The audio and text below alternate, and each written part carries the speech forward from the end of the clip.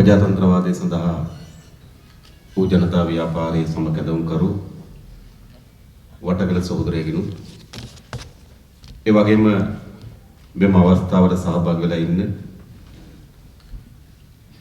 හිටපු අගවිනිසුරු ස්ථාපිත සිල්ල මෙතුමාගෙනු රාවේ ප්‍රධාන කර්තෘ ජනරන්ජන මෙතුමාගෙනු අප හිටවත් ක්‍රිස්මාන වර්ණසූරිය නීතිඥතුමාගෙනු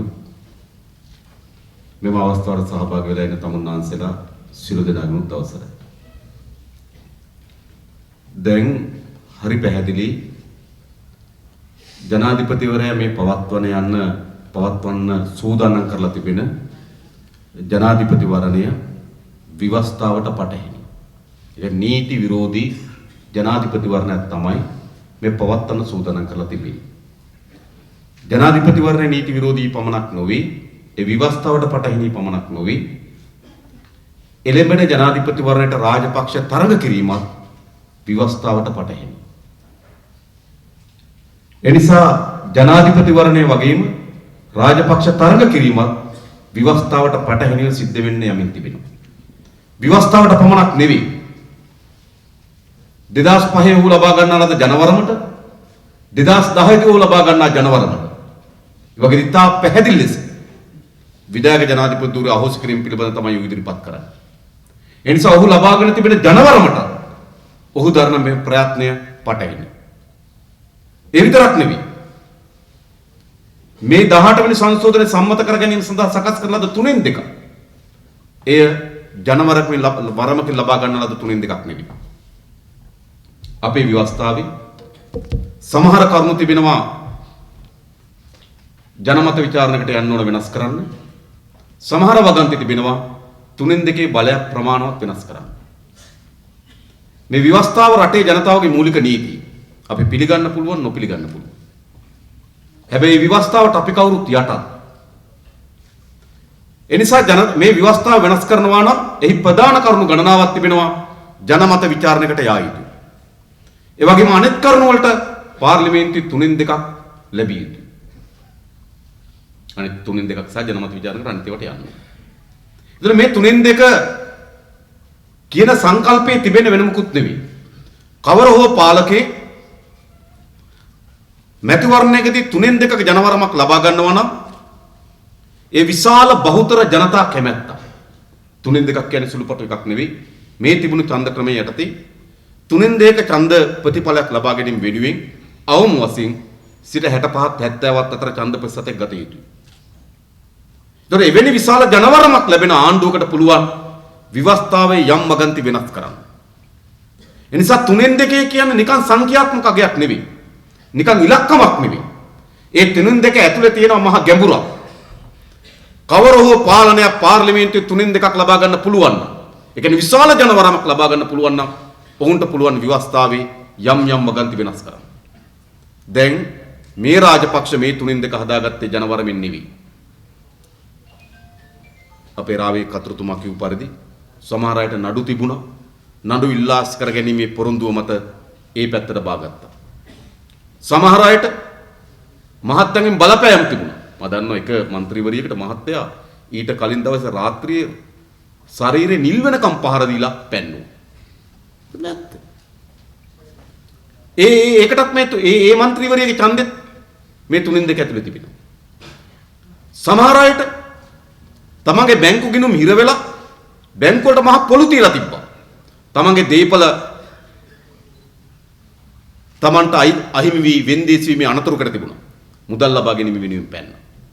සමහර අය තමන්ගේ නෝන ඕස්ට්‍රේලියාවේ රෝහල්ගත කරලා තිබුණා. ඇයිගේ රෝහල් බිල ගෙවා ගන්න බැරුව හිටියා. ඒ රෝහල් බිල ගෙවා ගැනීම වෙනුවෙන් පැන්නා. ඒ නිසා මේ 3/2 කිසිසේත්ම ජනවරමකින් ලබා ගන්න ලද 3/2ක් නෙවෙයි. ඒ නිසා මේ 18 වෙනි සංශෝධනය සදාචාර සම්පන්න නැහැ. සදාචාර විරෝධී මේ. ඒ නිසා මේ එළඹෙන මැතිවරණේ ජනාධිපතිවරයා තරඟ වදින්න දරන උත්සාහය විවස්ථා විරෝධී, සදාචාර විරෝධී, ජනවරමට පටහැනි. මේ කරුණ පුදුම දෙයක් නෙවෙයි. මේ රාජපක්ෂට මේ විවස්ථාව, නීති, රෙගුලාසි සම්ප්‍රදායන් රීති කිසිවක් අදාළ පුද්ගලයෙක් නෙවෙයි. අපේ රටේ අධිකරණ පද්ධතිය තිබුණා නම් ශ්‍රේෂ්ඨාධිකරණ විනිසුරුවම් පත් කර ගැනීමේ සම්ප්‍රදායක් තිබුණා. අභියාචන අධිකරණයට විනිසුරුවම් පත් කිරීමේ සම්ප්‍රදායක් තිබුණා. ඒ සම්ප්‍රදාය මුළු මුනින්ම බිඳවට්ටලා අද රාජපක්ෂගේ කැමැත්තට විනිසුරුවන් පත් වෙමින් තිබෙනවා. මා දැක්කා නීති සංගමේ සභාපතිතුමා මේ පිළිබඳ ප්‍රසිද්ධ රැස්වීමක ප්‍රකාශයට පත් කළා. ඔහුගේ අභිලාෂයට රීති නීති සම්ප්‍රදායන් අදාළ නැහැ. Tamanට ඕන විදිහට අධිකරණය ගිලගෙන තිබෙනවා රාජපක්ෂ පාලනය විසින්. ඒ විතරක් නෙවෙයි පාර්ලිමේන්තුවේ සම්ප්‍රදායක් තිබුණා. ඕනෑම മന്ത്രിවරයෙකුට පුළුවන් පාර්ලිමේන්තුවට පනතක් ඉදිරිපත් කරන්න. යෝජනාවක් ඉදිරිපත් කරන්න. ඊට පස්සේ පනතට අදාළ අමාත්‍යාංශය මාස 6ක් ඇතුළත ඒ පිළිබඳ වාර්තාවක් දුන්නේ නැත්නම් ඒ පනත ස්වභාවිකව පාර්ලිමේන්තුවට එනවා. ඒක පාර්ලිමේන්තුව ඉදිරිපත් කරාට පසුව විවාද කරලා සම්මත කරනවද නැද්ද කියලා අපිට තීරණයක් ගන්න පුළුවන්. ඒක තමයි මෙතෙක් තිබුණු සම්ප්‍රදාය. හැබැයි දැන් මොකද වෙලා තිබෙන්නේ? පහුගියදා විපක්ෂ විසින් පාර්ලිමේන්තුවට පනතක් ඉදිරිපත් කරා තොරතුරු දැනගැනීමේ අයිතිය. ඒක ජනතාවගේ අයිතිය. මොකද අධිවේගී මාර්ගය හැදුවේ කවදද? හදන්න පටන් ගත්තේ කවදද? කොච්චර මුදලක් ගියාද? ණය ගත්තේ කාගෙන්ද? පොලි අනුපාතකේ කොච්චරද? ටෙන්ඩර් කැඳෙව්වද? කැඳෙව්වේ නම් කොහොමද? කාටද දුන්නේ කියලා දැනගන්න අපිට අයිතියක් නැද්ද? ඒවට යොදවලා තියෙන මහජනයාගේ ධනෙ. ඒ නිසා මහජනයාට තොරතුරු දැනගන්න අයිතියක් තිබෙනවා. දැන් පෝට් සිටි එක හදනවා. ඒ සක්්‍යතා අධ්‍යයනයක් කරාද? පරිසර ඇගීම් වාර්තාවක් තිබෙනවද? ණය ගන්නේ කොහොමද? ගෙවීමේ ක්‍රමය මොකක්ද? පෝට් සිටි එක චීනෙට අයිතිද අපිට අයිතිද කියලා දැනගන්න අපිට අයිතියක් නැද්ද? ඒ සඳහා තමයි තොරතුරු දැනගැනීමේ පනත ආණ්ඩුව විසින් ගෙන ආවිත පනත විපක්ෂ විසින් ඉදිරිපත් කරා. මොකද්ද වෙන්න ඕනකම තිබෙන්නේ? පනත විවාදයට අරගෙන පනතට පක්ෂද නැද්ද කියලා ඡන්දයක් විමසලා එක්ක පනත සම්මත කරන්න පුළුවන් එක්ක පනත ඉවත් කරන්න පුළුවන්. හැබැයි පහුගියදා පාර්ලිමේන්තුව මොකද උනේ? පනත ඉදිරිපත් කරාට පස්සේ පනත ඉදිරිපත් කරන්න දෙනවාද නැද්ද කියලා ඡන්දයක් තිබ්බා. නොකරපොදී. ඉස්සර පනතක් ඉදිරිපත් වුණාම ඒ පනත විවාදයටපත් කරලා සම්මත කරනවද නැද්ද කියලා ඡන්දෙ ගන්න. හැබැයි මේ සැරේ මොකද්ද කරේ? පනත ඉදිරිපත් කරන්න දෙනවාද නැද්ද කියලා ඡන්දයක් තිබ්බා. අර කෝකටත් අත උස්සන සිග්නල් කණු ටිකක් ඉන්න පාර්ලිමේන්තුවේ නැගිටලා කිව්වා පනත ඉදිරිපත් කරන්න දෙන්නේ නැහැ කියලා. මෙතෙක් පාර්ලිමේන්තුවේ තුණු සම්ප්‍රදාය මුළුමනින්ම බිඳවට්ටලා තිබෙනවා. ඒ විතරක් අපේ රටේ විශ්වවිද්‍යාලයට සිසුන් බඳවා ගැනීමේ මහ විශ්වාසයක් තිබුණා. විශ්වවිද්‍යාල ප්‍රතිපාදන කොමිසම කෙරෙහි අපිට CTB එකට කවුරු හරි රස්සාවට ගන්නකොට අපි දන්න එතන දේශපාලනේ තියෙනවා කියන්නේ. විදුලි බල මණ්ඩලයට කවුරු හරි බඳවා ගන්නකොට අපි දන්න එතන දේශපාලනේ තියෙනවා කියන්නේ. හැබැයි අපේ රටේ සෑම දුවදරුවෙක් කෙරෙහිම විශ්වාසයක් තිබුණා විශ්වවිද්‍යාල ප්‍රතිපාදන කොමිසම සභාව විශ්වවිද්‍යාලයට සිසුන් බඳවා ගැනීමේදී ඒ ලබා ගන්නා දක්ෂතාවයන් අනුව ඔවුන්ගේ ලකුණු මට්ටම් අනුව විශ්වවිද්‍යාලයට ගන්නවා කියන දැඩි විශ්වාසයක් තිබුණා. ඒක තමයි අපේ රටේ තියෙන නීතිය සහ ඒ පිළිබඳ විශාල විශ්වාසයකට ගෙනද. හැබැයි රාජපක්ෂ පාලනය මොකද කරන්නේ? නාමල් දරුවගේ ලිපි මත දරුවන් විශ්වවිද්‍යාලයට ගන්න තත්ත්වයකටපත් කරා. ඒ නිසා උන්ට නීති රෙගුලාසි කිසිසේත්ම අදාළ නැති එකක් බවට පත් වෙනවා. පසුගියද ඔබ දන්නවා ඇති. ක්‍රිස්නෝස් මාත්‍ර පහර දෙනවා. පහර දෙන්නේ ජනාධිපතිවරයාගේ සම්බන්ධීකරණ ලේකම්. සාමාන්‍යයෙන් අපේ රටේ තිබුණු නීතිය දා සම්ප්‍රදාය තමයි වැරදට භාජනය වෙච්ච කෙනා පරීක්ෂණයට භාජනය කරන්න ඕන. වරද කරපු කෙනා පරීක්ෂණයට භාජනය කරන්න ඕන. හිංසාවට භාජනය කෙනෙක් වෙච්ච කෙනාට යම් අන්දියක් දෙන්න ඕන. හැබැයි මේකේ මොකද සිද්ධ? පහර කෑපු ක්‍රිස්නෝනිස් ගෙදර යවනවා. එයාගෙන පරීක්ෂණයක් තියෙනවා. පහර දීපු සජින් වාස් බේරන. මොකද මේ කරලා තිබෙන්නේ? රාජපක්ෂට තව දුරටත් අපේ රටේ නීති සම්ප්‍රදාය රෙගුලාසි විවස්ථා කිසිවක් අදාළ නැති පාලකෙක් බවට පත් වෙලා තිබෙනවා. මු ගෝත්‍රික නායකයෙක්. ගෝත්‍රික නායක. ඉස්සර මිනිස් සමාජ ආරම්භ කාලෙම තිබුණා ගෝත්‍ර. මිනිස්සු එකට ඒ සමාජ සත්‍ය බවට පත් වුණා. පස්සේ කුඩා ගෝත්‍රවල තමයි මිනිස්සු ජීවත් වෙන්නේ. ඒ ගෝත්‍රේ නායකයා තමයි ඒ ගෝත්‍රය පිළිබඳ තීන්දුව తీරන ගත්තේ. ඔහු රැහේ ඉන්නවද නැද්ද? ඔහු කළ යුතු රැකියාව කුමක්ද? ඔහු අටවාගත්තු පළපත කොතනද අටවගන්නේ? සියල්ල තීරණය කරගත්තේ ගෝත්‍රේ නායකයා. හැබැයි ඔහු ගෝත්‍රේ නායකයෙක් වුණත් ඔහු සියල්ල තීරණය කරේ ගෝත්‍රේ තමන්ගේ ප්‍රජාවේ හිතසුව පිණිස. ඔහුට තියෙනවා ගෝත්‍රය පිළිබඳ බැඳීමක්. ඔහුට තියෙනවා ගෝත්‍රය පිළිබඳ වගකීමක්. ඔහුට තනි බලයක් තිබ්බා. දැන් ගෝත්‍රේ නායකයා කටයුතු කරේ තමන්ට තියෙන වගකීම සහ තමන්ට තිබෙන බැඳීම අනුව අද මේ රාජපක්ෂ ගෝත්‍රයේ නායකයා කටයුතු කරන්නේ එක බැඳීමයි තිබෙන්නේ තමන්ගේ පවුලයි පවුල වටේ ඉන්න කල්ලියයි. එයාගේ පැවැත්ම වෙනුවෙන් නීති කඩලා තිබෙනවා.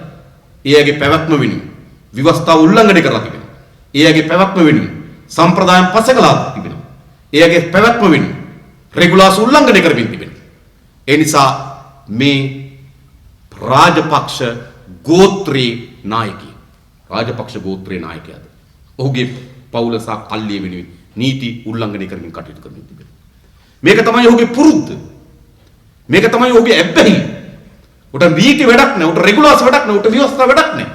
අද ඒකේ මුදුනට එහි කැණි මණ්ඩලටම අද පහර දෙන්න පටන් ගන්න තිබෙනවා. කල්පනා කරලා බලන්න. ඒ කියන්නේ විවස්ථා විරෝධීව රටේ නායකත්වය ගන්න හදනවා. විවස්ථා විරෝධීව රටේ නායකයෙක් වෙන්න හදනවා. දැන් මේ ජනාධිපතිවරයා දිවුරුම් දෙනකොට මොකද්ද කියන්නේ? ජනතාව ඡන්දේ දීලා තෝරාගත්තා. එයාට ජනාධිපති ධූරේ වැඩ කරන්න බෑ. එයා කොතර බහුතරකින් දිනුවා. එයාට ජනාධිපති ධූරේ වැඩ කරන්න බෑ. එයා දිවුරුමක් දෙන්න ඕන. ශ්‍රේෂ්ඨ අධිකරණ අග්‍රාමාත්‍යතුමා ඉදිරිපිට 2005 නොවැම්බර් මාසේ 19 වෙනිදා ඔබතුමා ඉදිරිපිට. අපේ හිටපු අග්‍රාමාත්‍යතුමා ඉදිරිපිට තමයි දිවුරුම් දුන්නේ. මොකද දීපු දිවුරුම්? මහින්ද රාජපක්ෂ වන මම එයා කිට්ටු කරන්නත් එපා නේද? වන්න මම ශ්‍රී ලංකා ප්‍රජාතාන්ත්‍රික සමාජවාදී ජනරජයේ ආණ්ඩු ක්‍රම ව්‍යවස්ථාව ආරක්ෂා කොට අනුගමනය කරන බවට ගෞරව බහුමානයේ යුක්තව ප්‍රතිඥා දෙමි. තරතරයි. ඔහුගේ තියෙන මූලික මේ ධූරය බාල ගන්නකොට ඔහුගේ තියෙන මූලිකම දියුරුම මොකක්ද? ආණ්ඩු ක්‍රම ව්‍යවස්ථාව ආරක්ෂා කරනවා, එය අනුගමනය කරනවා, ඒට ගෞරව කරනවා. මේ ජනාධිපති පුටුවේ වාඩි වෙන්න උදෙන මූලික දියුරු මේක. ඒක තමයි උට වෙන බැඳීම. ඔය මහින්ද චින්තනය නේ ඔහුගේ. ඒක ඔහු ඡන්දෙර දෙන පොරොම්. ඒක ඔහුගේ ලියවි. හැබැයි ඔහු ධූරේ බාරගන්නේ මේ ව්‍යවස්ථාව ආරක්ෂා කරනවා කියලා. මේ ව්‍යවස්ථාව අනුගමනය කරනවා කියලා. මේ ව්‍යවස්ථාවට ගෞරව කරනවා කියලා. ඒක තමයි අගමැතිතුමා ඉදිරිපිට ඔහු දෙන දියුරුම. දැන් මේ මොකද්ද කරන්න හදන්නේ? ඒ දියුරුම මුළු මනින්ම උල්ලංඝනය කරනවා. ඒ ව්‍යවස්ථාව මුළු මුණින් උල්ලංඝනය කරනවා. තමන් ආරක්ෂා කරන්න බැඳී හිටින, තමන් අනුගමනය කරන්න බැඳී හිටින, තමන් ගෞරව කරන, තමන්ගේ බලය, තමන්ට බලය ස්ථාපන කරලා දීලා තිබෙන. ඒ ව්‍යවස්ථාව මුළු මනින්ම පස්සේ කළා.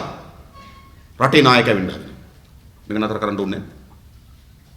අපි යන්නේ මේක මෙහෙම යන්න දෙන්න ඕන. විවස්ථාවට පටහැනි රටේ නායකයෙක් මේ රටේ පත්විය යුතු නැහැ. මේක අපේ මව්බිමේ ජනතාවගේ හිස මත එල්ල කරන විශාලතම ප්‍රහාරයනි. මෙතනින් එහා කවර රටක් ගැනවත් අපි කල්පනා කරන්න බෑ. කවර තත්වයක් ඇති වේවිද කියලා අපි කාටවත් හිතා ගන්නත් බෑ. ඒ නිසා අනිවාර්ය ලෙස මේ පරාජයට පත් කළ යුතුයි.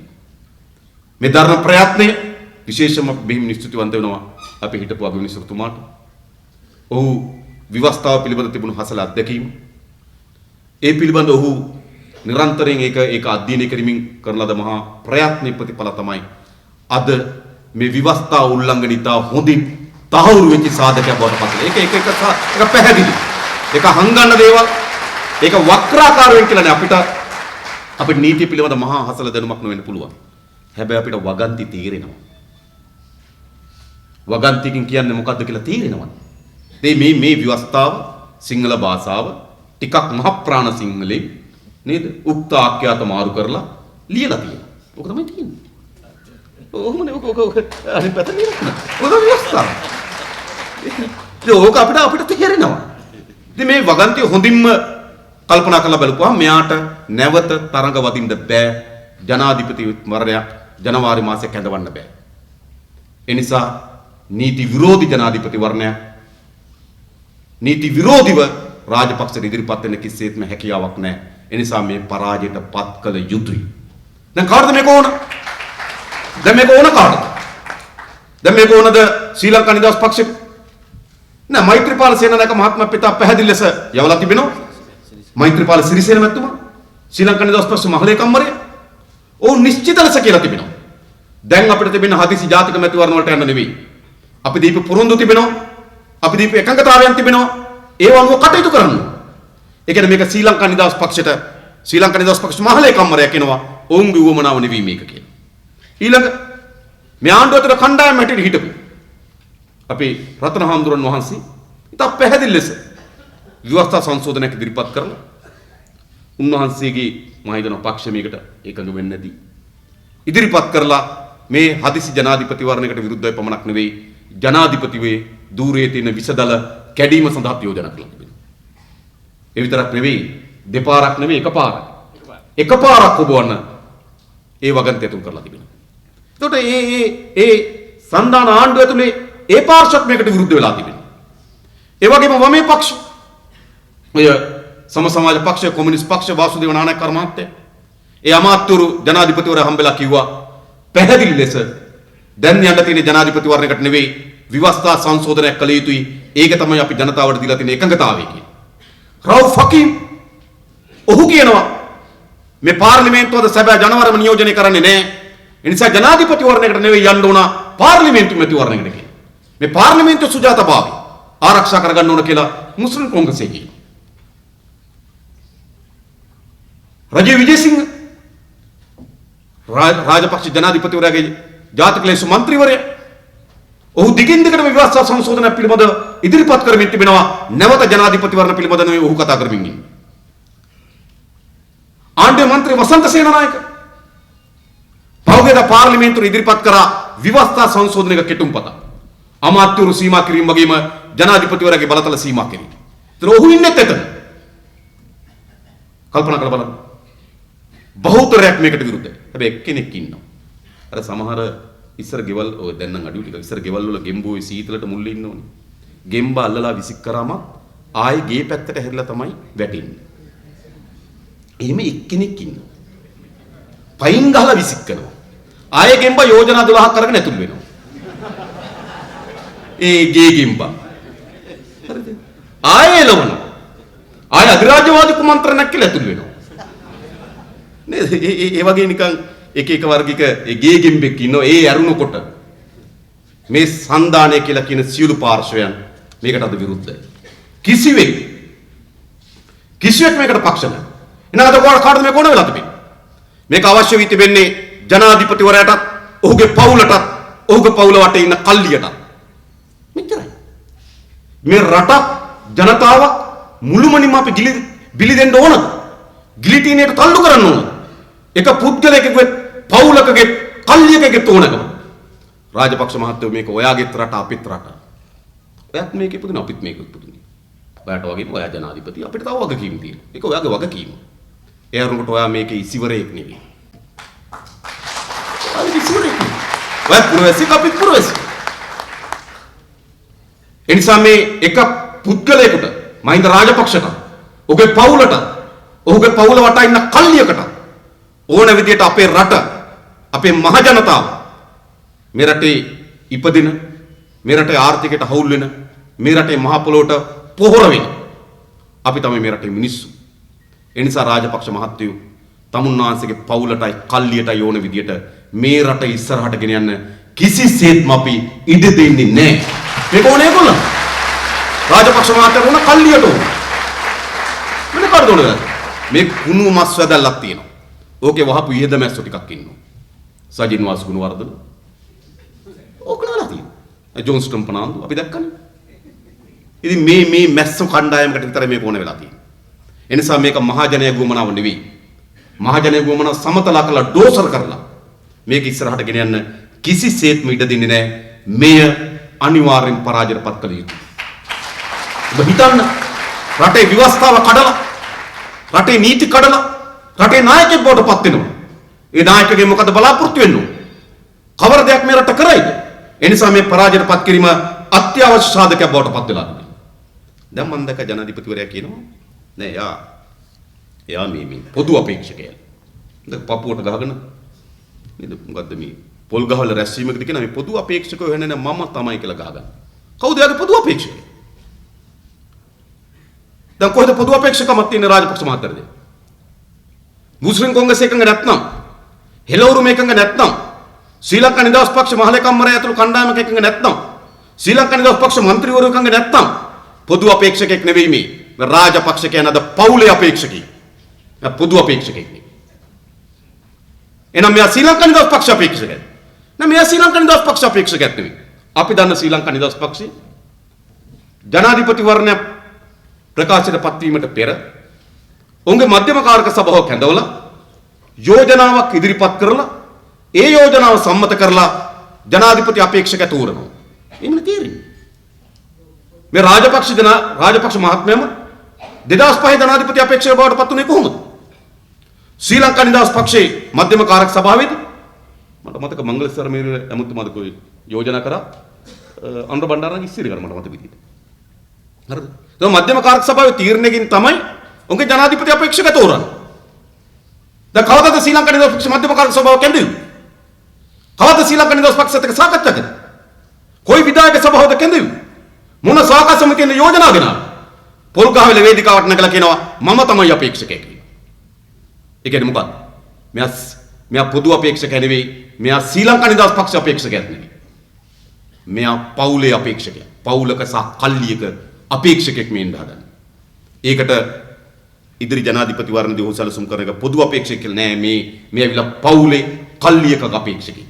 ඒ විතරක් මම දැන් පෝස්ට් එකක් ගහනවා මව්බිමට මහින්දට සීමා නැත කියලා. ඒකම තමයි බය. ඒක තමයි බය. පිට කලින් හැම දිනාටම සීමාවක් තිබුණා. අඩුම තරමේ විවස්ථාවෙන් සීමා පනවලා තිබුණා. චන්ද්‍රිකා කුමාරතුංග මෙතුණියට විවස්ථාවෙන් සීමා පනවලා තිබුණා. එනිසා එතුමිය ජනවරම ගත්තට පස්සේ ඒ දිවුරුම් දීපු දිනේ සිට අවුරුදු 6 ගණනය කරා සීමාවක් තිබුණා. එතුමියගේ කැමැත්තක් තිබුණා අවුරුද්දක් ඉන්න. ඒකක් දන්නා. හැබැයි එතුමියට සීමා පනවලා තිබුණා. දැන් රාජපක්ෂකන මට සීමානේ. ඔව් ඒක තමයි අපි බය වෙන්නේ. සීමානේ. ඔයාලට සීමාවක් නැහැ. අට බලයයි බල ලෝභයයි වෙනුවෙන් සීමාවක් නැහැ. රාජපක්ෂ මහත්තයෝ ඔයාට හොරකමේ සීමාවක් නැහැ. කොයි සීමාවක් තියෙන්නේ? මීට කලින් සාමාන්‍යයෙන් අපි ඔය ගාමිණීසානායක මහත්තයා මහවැලි කරන කාලේ සාමාන්‍යයෙන් කිව්වේ නිකන් 101 මහත්තයා. ඒක රුපියල් 100ක් ගත්තොත් රුපියලක් ගත්තද? මිස්ටර් 1%. ඒකේ සීමාවක් තිබ්බනේ මොකක් හරි 101යි. දැන් හොරකම තමයි 101යි වට සීමා තිබුණා. දැන් මොකද තියෙන සීමාව? දැන් හොරකමට සීමාවක් නැහැනේ. ඉස්සර තිබුණේ කොමිස් ප්‍රමාණය ප්‍රතිශතය. 101යි 10යි. ඒක කුඩා ප්‍රතිශතයක්. දැන් තියෙන්නේ නේද? දැන් තියෙන්නේ ප්‍රොජෙක්ට් එකේ ප්‍රතිශතය කීයද කියලා අහන්න. කොමිස් එකේ ප්‍රතිශතය නෙමෙයි. ප්‍රොජෙක්ට් එකක් ආපම කෝටි 100ක් අහන්නේ ප්‍රොජෙක්ට් එකේ ප්‍රතිශතය කීයද? අනිත් ඔක්කොම කොමිස්. සීමා නැහැ. ඉතින් රාජපක්ෂ මහත්තයෝ ඔය හැදුවේ හොරකමට සීමා නැති රටක්. ඔය හැදුවේ අනිත් හැම කෙනාටම. හැම පාලකෙක්ම. අපි හිතන පාලකෙක් හොරකම් කරා. ඒක ඇත්ත. ඒගොල්ලෝ සමහර නීති කැඩුවා. ඒක ඇත්ත. හැබැයි ඒගොල්ලෝ ඔක්කොම සෙල්ලම් කරේ බවුන්ඩරියක් ඇතුලේ. මොකක් හරි සීමාවක් තිබුණා. ඒගොල්ලෝ ඔක්කොම පෙරලාගෙන ගියේ නැහැ. ඒගොල්ලන්ට අධිකරණ පද්ධතියක, පාර්ලිමේන්තුවක, රාජ්‍ය ආයතනවල, වංචා දුෂ්කර්ම විමර්ශන සභාවේ, දේශීය ආදායම් දෙපාර්තමේන්තුවේ, රේගු දෙපාර්තමේන්තුවේ ඒවට පැවරී තිබෙන බලතල අනුව යම් සීමාවක් තිබුණා. මේ ඔක්කොම පොඩි පට්ටම් කරේනේ. ඒ නිසා කොයි නායකයට වැරදි කරලා තිබුණොත් ඒ හැම කෙනාම යම් ප්‍රේම් එකක් ඇතුළේ කොටුවක් ඇතුළේ තමයි බල්ටි ගෙව්වේ. හැබැයි මෙයාට කොටුවක් නැහැ. මෙයාට සීමාවක් නැහැ. මෙයාට හොරකමේදී සීමාවක් නැහැ. ත්‍රාඩකම්වලදී සීමාවක් නැහැ. අඩුම තරමේ සදාචාර සීමාවක්වත් නැති නායකයෙක් මෙයා. නැත්තම් තමන්ට මරන්න බෝම්බ මරාගෙන මරන බෝම්බ කරුවන් අරන් ආපු කෙනාට ඇමතිකම් දී. මොන සදාචාරයද එතන තියෙන්නේ? මොන සදාචාරයද තියෙන්නේ? තමන්ම පත් කරපු තානාපතිවරයාට පහර දෙනකොට මේ තමන්ම පත් කරපු තානාපතිවරයාට පහර දෙනකොට අඩුම තරමේ පහර දීපු කෙනා ගැන පරීක්ෂණයක් පවත්වන්න නැත්නම් කොතනද සීමාවක් තිබෙන්නේ? මහා පරිමාණ කුඩු එතනෝල් වලට තමගේ කිට්ටුම ගෝලයන් සම්බන්ධයි කියලා තොරතුරු දෙනකොට ඒ පිළිබඳ නිහඬ ඉන්නවනම් කොයිද යාට සදාචාර සීමාවක් තිබෙන්නේ?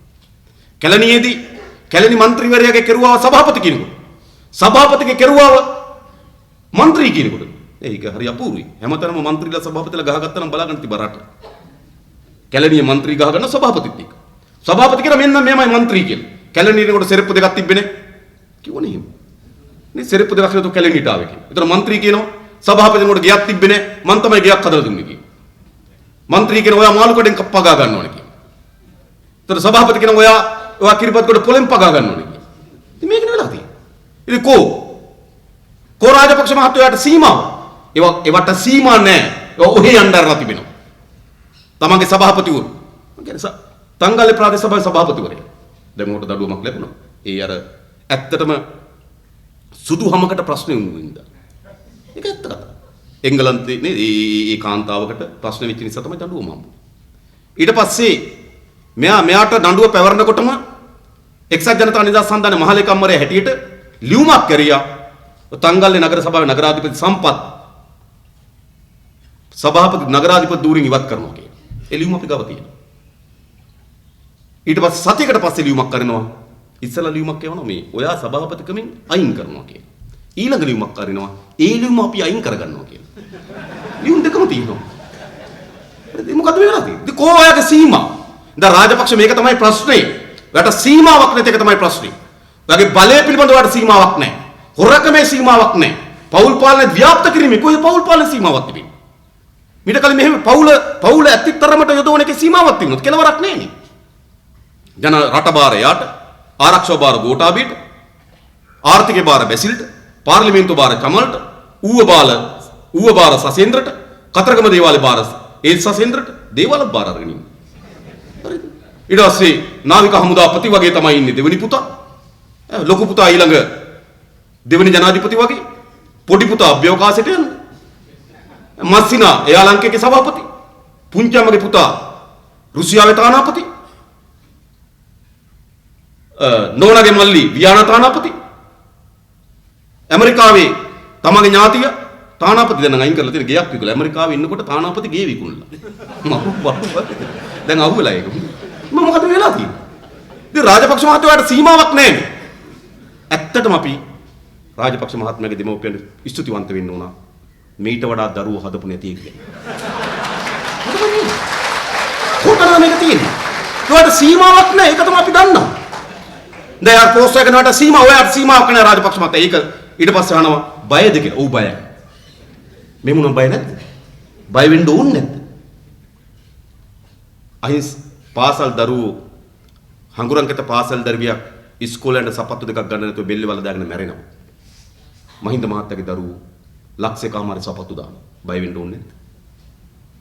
හිතුනාම ඌට කොළඹ නගරේ වහලා ඌට රේස් පදින්න පුළුවන්. බය වෙන්න ඕනේ නැද්ද? මොන රටේද අගනගරේ වල රේස් පදින්න? ඒගොල්ලන්ට හිතුනාම අගනගරේ වල රේස් පදින්න. බය වෙන්න ඕනේ නැද්ද? ඒගොල්ලන්ට හිතුනාම Tamanට අකමැති වෙන අය හිරිය දානවා. බය වෙන්න ඕනේ නැද්ද? ඒගොල්ලන්ට එකඟ වුණාම හිරිය දාපුවා එළියට දානවා. බය වෙන්න ඕනේ නැද්ද? මම දැක්කා අසස්සාලි මහත් අත්අඩංගුවට ගත්තා. ඔහු ගත්තේ ත්‍රස්තවාදී වැළැක්වීම පනත යටතේ ඉන්දියාවේ සංග්‍රාමයකට ප්‍රකාශයක් කරයි කියලා. ඔහු ඒතෝ රාජපක්ෂ මහත්තයා හිතුනම අත්අඩංගුවට ගන්න. ඊට පස්සේ දීනිය ලියුමක් කියවන කඳුළු පෙරාගෙන මම දැන් ලියුමේ කොහොමද තිබ්බේ කියලා පත්තරේ කඳුළු තිබ්බේ කොහොමද කියලා අපිට තේරෙන්නේ නැහැ. නමුත් පත්තරේ තිබ්බේ කඳුළු පෙරාගෙන ලියුමක් කරියා කියලා. ලියුම දැකලා උණු වෙලා අසස්සාලි එළියට දානවා. මොකද නීතිය? අත්අඩංගුවට ගත්ත විදියත් වැරදි, එළියට දාපු විදියත් වැරදි. බය වෙන්න ඕනේ නැද්ද? යාපන විශ්වවිද්‍යාල ශිෂ්‍යෝ දෙන්නේ අත්අඩංගුවට අරගෙන ඇරියා පුනරුත්ථාපන කඳවුරකට. මොකද නීති විශ්වවිද්‍යාල ශිෂ්‍යෝ අත්අඩංගුවට පුනරුත්ථාපනය කරන්න යවන්න. යාපනයේ දිස්ත්‍රික් සංවර්ධන රැස්වීමට ගිය ජනාධිපතිවරයා. ඒ අම්මලා දෙන්න අඬාගෙන ආවා. ඩග්ලස් දේවානන්ද ගෙනාවා. අර සංවර්ධන කමිටුව අඬලා කිව්වා ළමයි දෙන්න කියලා. මහින්ද මහත්තයා එළියට දානවා. මොකද නීති? ඉතින් බය වෙන්න ඕනේ නැද්ද?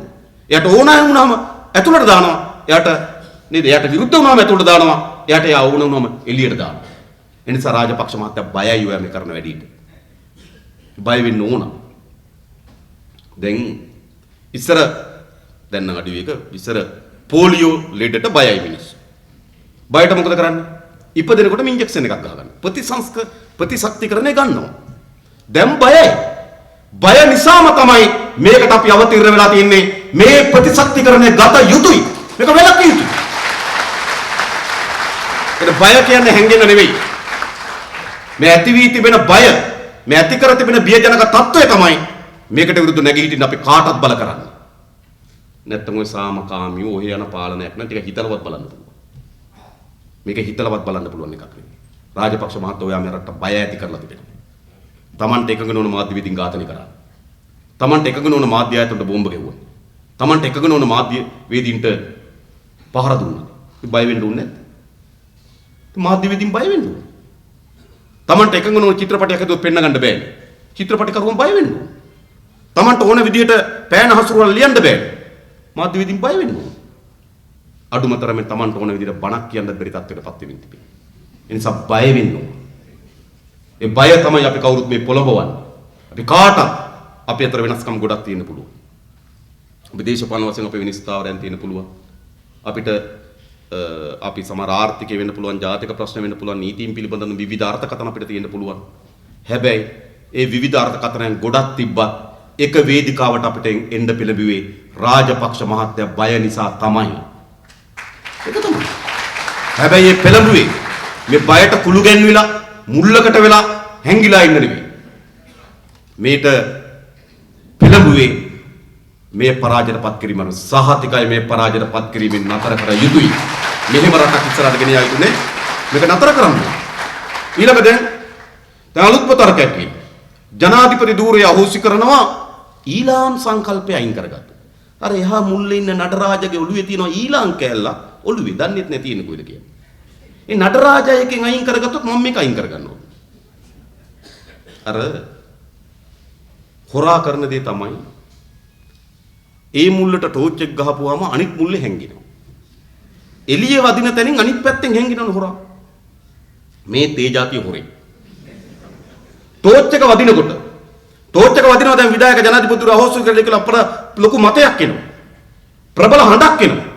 ඇතුළෙන්ම විරෝධය ඇවින් තිනවා. දැන් අන්න හැංගෙනවා තැනක මොකද්ද? මේ ඊලාම් රාජ්‍ය ඔළුවේ තියාගෙන ඉන්න කට්ටියක් ඉන්නවනේ. ඒගොල්ලෝ ඒක අයින් කරොත් මම මේක අයින් කරන්නේ. රාජපක්ෂ මහත්තයෝ බාලයි ඔය තරක. 2005 ජනාධිපති ඡන්දෙදී එකඟතාවයන් වලට එනකොට මහින්ද චින්තනයේ ලියනකොට ඒතකොට යුද්ධෙත් තිබ්බා. ප්‍රභාකරනුත් හිටියා. එතකොට එයා එකඟ වෙනවා. එතකොට එයා කියනවා මේ 2005න් පටන් ගන්නා ජනාධිපති ධූරය තමයි අවසන් ජනාධිපති කාලය. ඒක ඇතුළත මේක අවසන් කරනවා කියලා එකඟ වෙනවා.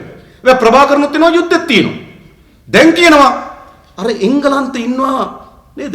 සුදේසන් කියලා හාදී මිනිහාගේ හිතේ තියෙනවා මේ ඊලාම් රාජ්‍ය ගැන සංකල්පයක්.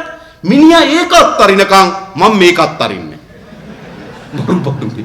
රාජපක්ෂ මහත්තයෝ බාලයි වගේ තර්ක. ඔයා මේ අර හැංගෙන්න මුළු වෙනවද? ප්‍රබල වෙලා තියෙන මතය විධායක ජනාධිපති ධූරයේ තියෙන එරෙහිව තියෙන මතය ප්‍රබල වෙලා තියෙන. අද ඔයා මුළු ගානේ හැංගෙනවා. අර මුල්ලට පයින්නවා මේ මුල්ලට පයින්නවා. මේකට මේ සිද්ධ වෙලා තියෙන්නේ. අර අන්දරේ හිටියනේ. ඒක ඉස්සර මේ ඔය අන්දරේ කතාවල තියෙනවා වෙලක ලොකු ගලක් තිබිලා තියෙනවා. ඒ ලොකු ගල අයින් කරන්න දැන් කට්ටිය යන වෙනවා කාටවත් බෑ. අන්දරේ කිව්වා ඒ ගල මොකද්ද මම අයින් කරන්න. හැබැයි මට මාස 3ක් හොඳට කණ්ඩ දෙන්න ඕන බොණ්ඩ දෙන්න කිරි පැණි දුන්නා කණ්ඩ දුන්නා නේද ඔක්කොම කාලා අන්දරේ හරි දවසට ගියා. දැන් දවස ආවා ගල ඉවත් කර දවස අන්දරේ වෙලට ගිහිල්ලා කිව්වා එහා දැන් අයින් කරන්න කට්ටිය උස්සලා මගේ පිටෙන් තියන්නකෝ. එතකොට ඇයි ගොල උස්සන් කියලා තියන්න ආයේ. ඉතින් රාජපක්ෂ මහත්තයත් මේ විධායක ජනාධිපති ධූර ගැන ඔය වගේව කියන්න පටන් ගන්න තියෙනවා. මේ අන්දරේ. හරිද? මේ අන්දරේ දැන් පටන් ගන්න තියෙන්නේ ඒ අන්දරේ වගේ. මේ කරන්න හදන්නේ ඒකට මේක අහුවෙන්න. ඒ නිසා මේ විධායක ජනාධිපති ධූර අහෝසි කිරීම පිළිබඳ ප්‍රජාතන්ත්‍රවාදී ස්ථාපිත කිරීම පිළිබඳ සටන ඔය වගේ කුඩා දේවල් වලින් රාජපක්ෂ මහත්තයෝ වහන්න බෑ. දැන් ප්‍රශ්න අපිට කාටවත් පැහැදිලි. දැන් මේ වෙනස් කළ යුතුයි. මේ අනිවාර්යයෙන් වෙනස් කළ යුතුයි. මේ රාජපක්ෂ ජනාධිපතිවරයාගේ මේ තියෙන සැලැස්ම මේක රටටත් අපේ ජනතාවටත් හිත කර සැලැස්මක් නෙවෙයි. මේක හිත කර වෙන්නේ ඔහුටත් ඔහුගේ පවුලටත් පවුල වටේ ඉන්න කල්ලියටත් විතරයි. ඒ කල්ලිය විතරයි මේක පස්සේ යමින් තිබෙන්නේ. දැන් හැම දෙනාම මේකට එරෙහිව ප්‍රබලම ව්‍යාපාරය ගොඩනගන්න ඕනේ. විශේෂයෙන්ම ප්‍රජාතන්ත්‍රවාද සඳහා ජනතා ව්‍යාපාරය. මේ ධර්ම ප්‍රයත්න අති මහත් උනන්දුවෙන් අපි සම්බන්ධ වෙන ප්‍රයත්නයක් මේක. අපි කවුරුත් එකට එකතු වෙමු. අද අපේ රටේ බෙදීම හරියට බෙදන්න ඕන. කට්ටිය උත්සාහ කරන කොළ රතු නිල් කියලා බෙදන්න. එහෙම නැත්නම් සමහත් අය උත්සාහ කරනවා සිංහල දෙමළ මුස්ලිම් කියලා බෙදන්න. නෑ ඒව නෙවෙයි බෙදීම. අද ඒක බෙදීමයි තියෙන්නේ. අපේ රටේ ව්‍යවස්ථාවට පටහැනි ජනාධිපති ඡන්දයක් තියන්නේ නැහැ. නීති විරෝධී ඡන්දයක්.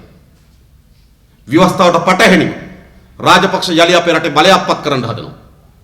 ඒකට පක්ෂ පිළයි ඒකට විරුද්ධ පිළයි. මේක තමයි අද හැබෑ බෙදුම් රේඛා. එතනින් මෙහා බෙදුම් නැහැ. ඊට පස්සේ බෙදෙන්න පුළුවන් අපිට පස්සේ. තම තමන්ගේ මත අනුව ආර්ථික ප්‍රතිපත්ති යොමුණු බෙදෙන්න පුළුවන්. දැන් හරියටම බෙදුම් රේඛාව අදින්න ඕන. මේ නීති විරෝධී, විවස්ථා විරෝධී ජනාධිපති වර්ණය රාජපක්ෂත් තරඟ කිරීම සඳහා දරන උත්සාහය ඒකට පක්ෂ පිළක්, ඒකට එරෙහි පිළක්. අපි මේ රටේ සියලු දේශපාලන පක්ෂවල, බහුජන ව්‍යාපාරවල, වෘත්තීයවේදීන්, මාධ්‍යවේදීන්, සාහිත්‍යවේදීන් ඒ සියලු දෙනාට ආරාධනා කරනවා අපි එක වේදිකාවකට ඇවිල්ලා හදනවා පුරුල්තම පෙරමුණ මේ පරාජයට පත් කිරීමේ පෙරමුණ හදන්න ඕන. රාජපක්ෂ මහත්තයා අපි හුදකලා කරනවා. ඔයා මුල්ලකට කොටු කරන්න ඕන. අපි ආරාධනා කරන ආණ්ඩුව ඇතුලේ ශේෂ්ත්‍ර ඉතිහාසයක් තිබුණා අපේ වමේ ව්‍යාපාරයන්. පාවාදීම් තිබුණා, අකරතැබ්බ වෙලා තිබුණා, වෙනම දේවල්. හැබැයි උන් දැක්මල් අතින් ඒ වමේ ව්‍යාපාරයෙන් අපේ රට විශාල සේවයක් කාර්යභාරයක් කරලා තිබෙනවා. අද ඒකේ නියෝජනය කරන මහතුරුන් අපි ඉල්ලන්නේ ඔබගේ අතීතයේ තිබුණු ඒ ගෞරවය, ඔබට ආඩම්බරකාර අතීතයක් තියෙනවා, අතීතයේ පිළිබඳ තියෙන ආඩම්බරය දැන් එක වේදිකාවකට එන්න මේකට එරෙහිව ඒ රැක ගන්න උන්ට ආරාධනා. ඒ වගේම ශ්‍රී ලංකා නිදහස් පාක්ෂිකයන් ශ්‍රී ලංකා නිදහස් පක්ෂය ශ්‍රී ලංකා නිදහස් පක්ෂද රාජපක්ෂගේ යකඩ සපත්තුවට හිර කරගෙන තිබෙනවා. අද ඒක තවදුරටත් පක්ෂයක් නෙවෙයි. පක්ෂයක් වුණාම මොකද්ද වෙන්න ඕන? මධ්‍යම කාර්ය සභාවක් ඇඳ වෙන්න ඕන.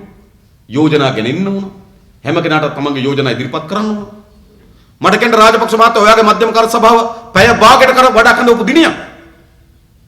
මම කියපු කෙනා කියන්නේ එයාගේ බෙල්ල ගහලා යන නිසා. එයා මට කිව්ව මොකක්ද? ඉස්සර චන්ද්‍රිකා කුමාරතුංග මැතිණියගේ මොන අඩුපාඩුකම් තිබුණා? ශ්‍රී ලංකා නිදහස් පක්ෂ මධ්‍යම කාර්ය සභාවක් ඇඳවනකොට හැම කෙනාම නැත්නම් ජයරාජ් පනාන්දු පුල්ලිලා ඒගොල්ලන්ගේ අදහස් හැම කෙනාම කියලා ලොකු සංවාදයක් කරනවා. චන්ද්‍රිකායි සංවාදයට අහුම්කම් දීලා තීන්දුව తీරන ගන්නවද කියන එක වෙනම කතාවක්. හැබැයි අහුම්කම් දෙනවා. ඒගොල්ලෝ ඇතිතරමට ගහගෙන ඇඟිල්ල දික් කරලා කතා කරනවා. අද ශ්‍රී ලංකා නිදහස් පක්ෂයේ මධ්‍යම කාර්ය සභාවේ භාගයක් යන්නේ. ගිය සැරේ වාර්තාව කියවනවා. කිව්වට පස්සේ ඒක අනුමත කරනවා.